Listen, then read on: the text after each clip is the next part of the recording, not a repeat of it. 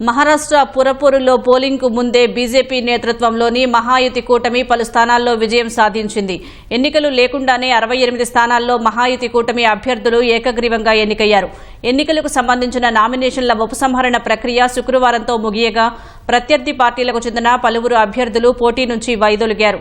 దీంతో పలు స్థానాల్లో పోటీ లేకుండానే మహాయుతి కూటమికి విజయం దక్కింది. ఇందులో బీజేపీ 44, ఏక్నాథ్ షిండే నేతృత్వంలోని శివసేన పార్టీ 22, అజిత్ పవార్ నేతృత్వంలోని ఎన్సీపీ 2 స్థానాల్లో విజయం సాధించాయి. ఈ ఏకగ్రీవ విజయాలపై మహాయుతి ప్రభుత్వం హర్షం వ్యక్తం చేసింది. మరోవైపు ఈ విజయాలపై శివసేన, యూబీటీ అధినేత ఉద్దవ్ ఠాక్రే ఆరోపణలు చేశారు.